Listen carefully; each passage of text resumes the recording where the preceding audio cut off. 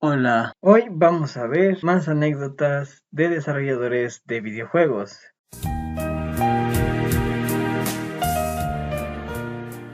Y bueno, estuve recibiendo varias, por ahí va a haber una parte 3, pero para que eso suceda deben mandarme más anécdotas. ¿Cómo? Simplemente puedes contactarme por Twitter, por Discord o por el correo que estará por alguna parte del video. La primera anécdota es de Anónimo y nos la envían desde México. Dice así: Oli, te vengo a contar mi historia de terror. No fue tanto en un estudio enfocado a juegos, pero desarrollábamos aplicaciones 3D usando Unity para fútbol. Era una rama que acababan de abrir en la empresa porque antes se dedicaban únicamente a sacar estadísticas. Entre las muchas cosas que pasaron, estas son las que más me siguen sacando la piedra. Ajá. Nuestro arquitecto de software falleció en la oficina. ¿Qué? Empezamos muy fuerte el día de hoy. Nuestro arquitecto de software falleció en la oficina de un paro cardíaco por estrés, y quien se tuvo que hacer cargo de entregar el cuerpo a la familia fue la secretaria, porque los directivos, presa familiar, estaban en la boda del hijo, que es el director general, y que no fuéramos a molestar. Está por números. 2. En algún punto estuvimos desarrollando una versión multiplayer de un software que nos pidieron, cosa que nadie del equipo tenía experiencia haciendo. Y después de estar trabajando sin parar por 5 horas con el director general, nos respiraba en la espalda. Viendo qué hacíamos, le pedimos si podíamos ir a comer. No respondió que no hasta que quedara listo el feature. Después de eso salió del cuarto y regresó con su comida y se puso a comer enfrente de nosotros. Para acabarla de chingar, era como un atún súper oloroso. Ya casi para terminar nuestros días nos dio chance de ir a comer porque sí estábamos ya bien cansados. El topper es un recipiente, de su comida se quedó en nuestra oficina por meses después de eso. 3. Como era el primer trabajo del director general, no sabía mucho de cómo hacer software. La persona más cercana al usuario final era el dueño, su papá, y por eso mismo tratábamos que probara mucho lo que hacíamos, ya que era lo más cercano que teníamos a un tester. El director general se indignó por esto y nos reclamó que lo que debíamos de hacer era más bien evitar bugs en el software para que su papá no tuviera que probarlo. Ok, hay más, pero me tengo que ir a trabajar. Entonces al ratito que tenga un chance, es decir, oportunidad, mando más. Si no, es que se me olvida, jajaja. Pues al parecer, sí se te olvidó. Pero manda más para la tercera parte. Pon algo más. Saludos. Ok, pasemos a una que no es anónima. Gombo Tutoriales, desde España. Genial iniciativa para tu canal. Aquí va mi anécdota. No es sobre game dev al uso. Era una experiencia en realidad virtual para el cliente. Les comentamos lo ideal que sería una experiencia en realidad virtual con movimiento, en la que el usuario se moviese físicamente por un entorno. Ellos querían que la experiencia fuese para estar sentado, para utilizar en las mesas de reuniones. Diseñamos todo durante meses. Le encantó. En los últimos días de testeo vino un colega de uno de ellos que pasaba unos días por la ciudad y le comentó sobre la experiencia y quería verla en primicia. Nos comentó: bueno, pues bien, pero estaría genial que me pudiese levantar y moverme. Nos pidieron cambiar toda la experiencia por él para crear una con movimiento, cambiando absolutamente todo, que era nuestra idea original. Puedes tener todo hecho y al final una persona que pasaba por ahí te lo puede cambiar todo. Un saludo. Oh, vaya, tan especial era esa persona como para cambiar todo el sistema.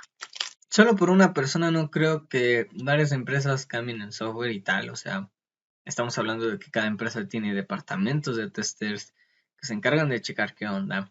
También está el tema de diseñar un software.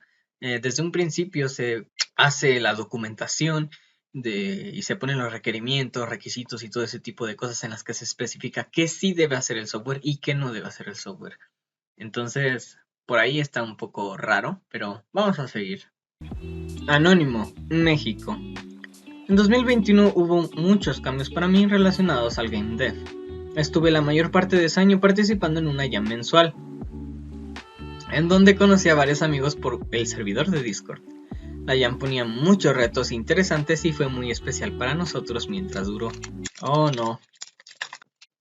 Se tenía planeado que esa jam se detendría en noviembre o diciembre de ese mismo año, por lo que queríamos cerrar con broche de oro con uno de los mejores juegos que formarían parte de la misma. Se me ocurrió entonces hacer un juego de peleas tipo Smash Brothers, que tendría personajes de varios de nuestros juegos que se habían presentado en la jam, y varias referencias dentro y fuera de la misma. Abrí un pequeño servidor de Discord para reunirnos e ir lanzando las ideas para empezar el desarrollo en diciembre. Empezamos por construir el Game Document Design. Pero ahí empezaron los problemas. Nadie se ponía de acuerdo de qué queríamos para el proyecto. Algunos querían que el juego tuviera físicas tipo Brawlhalla y otros que no. Otros que hubiera barras de vida y otros que conserváramos el porcentaje. Unos querían añadir un Smash al final y otros no. Y así con prácticamente todo. Otro problema es que ninguno de nosotros tenía las capacidades para desarrollar un sistema de físicas y funcionalidades generales de un juego de este tipo, pero sí las de soñar y añadir varios personajes con mecánicas complejas fuera de nuestras capacidades. A pesar de tener una planeación nula, decidimos empezar el proyecto porque pensamos que al ser un proyecto tan complejo nos iba a tomar varias veces terminarlo. Varios meses terminarlo para diciembre, así que empezamos a mediados de mayo con el proyecto en Unity. Los programadores hicieron unas físicas base y yo me dediqué a hacer varios sprites de UI y un modelo de un personaje, pero el desarrollo fue bastante lento y poco productivo. Dios, el chocolate me está haciendo mal. Tomamos varias pausas, ya sea por poca motivación o por motivos no relacionados al desarrollo, y tengo que reconocer que tuve una mala actitud que nunca expresé. Dentro de mi cabeza había creado un estándar de calidad alto, al cual sentía que solo yo podía llegar. ¡Ah! Egocentrismo a full, ¿no? Sentía que si no hacía las cosas yo, que mejor no las hiciera nadie. ¡Ja! Complejo de Dios, ¿dónde? Pero tampoco tenía ganas de hacer las cosas sabiendo que a lo mejor a alguien no le gustaban mis resultados e íbamos a tener que volver a hacer todo, por el simple hecho de que no teníamos claro qué hacer y que casi siempre estábamos discutiendo. Lamentablemente perdimos la motivación para seguir desarrollando y cada vez habían más pausas que avances. Las pocas veces que volvíamos al proyecto solo era para discutir más. ¡Qué triste!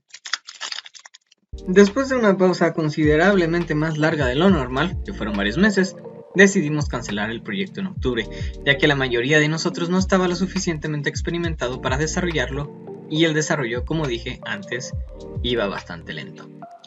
Sigo siendo amigo de todos los involucrados con el proyecto y en general este proyecto lo único que nos dejó es unos sprites, un modelo, un proyecto primitivo de Unity y una importante lección: aterrizar las ideas antes de desarrollarlas, el cual puede parecer un concepto obvio para algunos desarrolladores e incluso para mí en ese entonces, pero muchas veces sin darnos cuenta no resistimos a la tentación de hacer ese proyecto soñado sin perder el tiempo en papeleo aparentemente innecesario.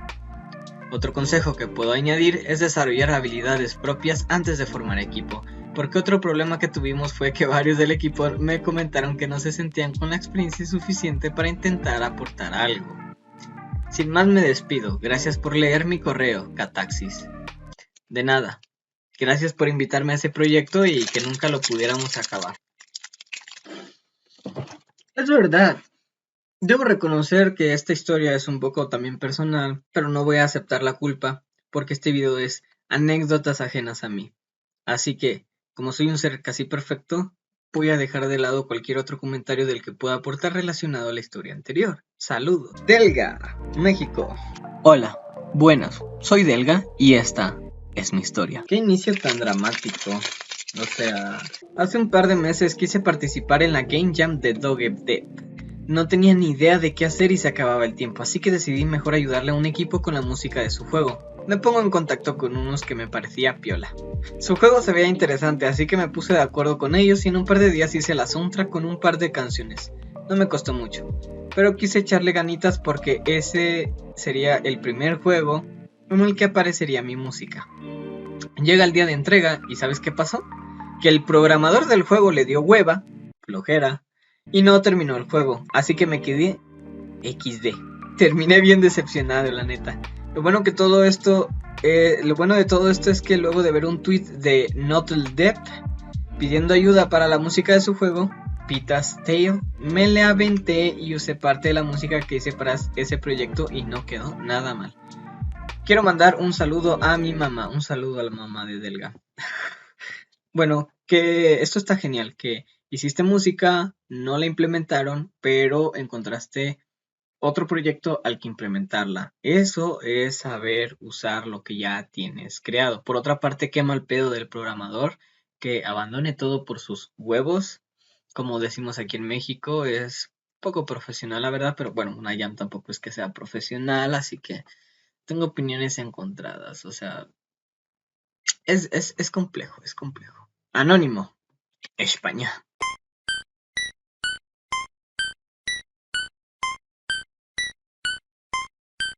Y tuvieron relaciones, pero son solo rumores.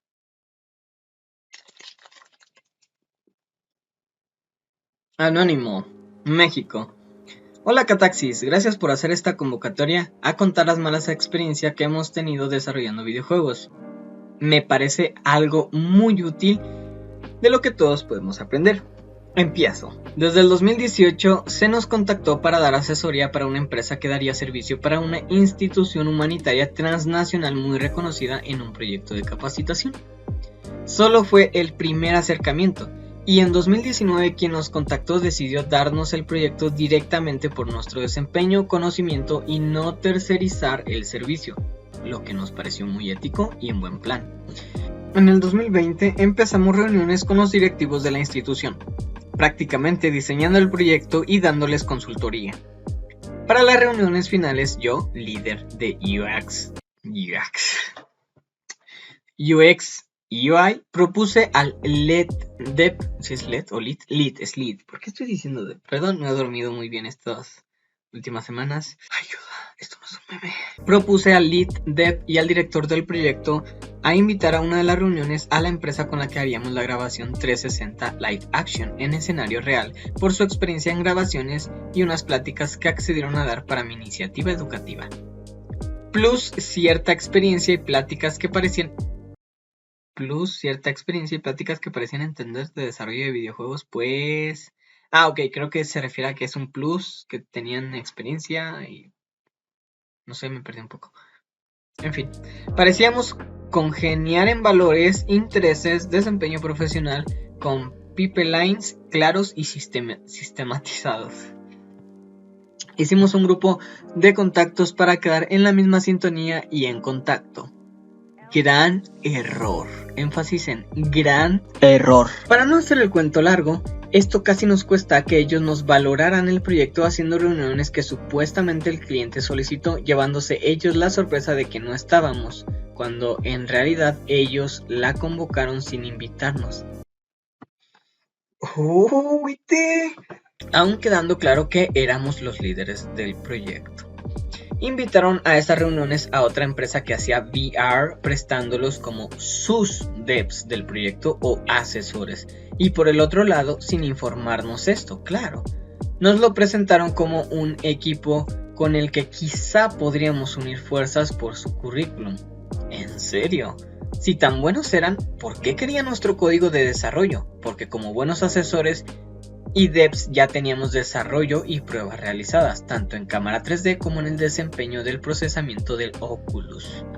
Por la magnitud del proyecto y dar celeridad a los tiempos, el cliente decidió hacer 2 contratos, uno para grabación y otro para el desarrollo. Claro que también para la grabación se nos avisó con anticipación para realizar pruebas de COVID y agendar hotel, viaje, etc. Este estudiar que llamaremos Tierra Trepidante Oscilatoria. Ok, está bien. Creció de profesionalismo y capacidad nuevamente. E igualmente para desarrollar un guión sin invitar al líder UX, UI o el líder Game Dev. Cabe mencionar que el cine difiere muchísimo del Game Dev, porque en el cine quien manda sería el director, su visión y la colaboración con el actor y después con el fotógrafo e iluminador, citando a Guillermo del Toro. Sin embargo, en Game Design, aún contando con un excelente Game Dev, las pruebas de usuario son vitales. Yo como tester puedo asegurar que sí es cierto. La percepción del usuario es crucial, pues el juego no existe per se, es jugado por un jugador. Ese comportamiento chafa, poco profesional, desafió todas nuestras habilidades de comunicación, pensamiento estratégico y tolerancia. Al ver al director rechinar sus dientes cuando ya en desarrollo él no tenía ni voz ni voto. Aprendí que no todos tienen la misma noción de valores. Sugiero siempre respetar el trabajo de otros porque si bien puedes ayudar a mejorar, es bien chafa robar créditos o no dar los apropiados. Bueno, esto es algo complejo, quizás no se entendió, quizás sí, pero la gran lección que nos podemos llevar es crucial. 1. Comunicación efectiva. 2. Tener código de ética y también tener valores. 3. Que lo que vayas a hacer, ya sea algún trabajo, algún software, como lo puede ser un videojuego, cualquier cosa, debe apegarse a tus pensamientos, a tus ideas y a tus valores, o que por lo menos, digamos, entre en un estándar que tú mismo definas. Yo no trabajaría en proyectos que fomentan, digamos, cierto comportamiento o ciertas ideas que en lo personal no me gustan. Y considero que es importante que todo esto se aclare desde un inicio. Asimismo, uno de los mayores problemas en la industria de videojuegos es que hay muchas personas que se aprovechan de otras. Quiero decir, buscan personas que desarrollen sus videojuegos y no les dan créditos o no les pagan y también los explotan con el tema del crunch. Es muy difícil desarrollar software sin tener inversión y es muy difícil que en un país como México recibas buena inversión como para tener un proyecto de calidad. Es cierto. Y es por eso que muchas empresas a veces caen en esto del crunch y del tener que buscar incluso pasantías gratuitas de universitarios o buscar pues mano de obra barata. Pero pues así las cosas. La idea de contar estas anécdotas es eso, que aprendamos de situaciones un tanto quizás desagradables que le hayan pasado a otras personas. Gracias al cielo, a mí no. Bueno, sí, pero insisto, yo no voy a contar nada de momento. Y con esto acabaríamos la segunda parte de anécdotas de Game Devs. Si quieres una tercera parte y aún no he leído tu anécdota, mi estimado desarrollador de videojuegos, ya sabes qué hacer, mándala a mi correo, menciona si quieres que sea anónima o no y menciona también de qué país la mandas. Yo fui Cataxis. But now I'm 20 something.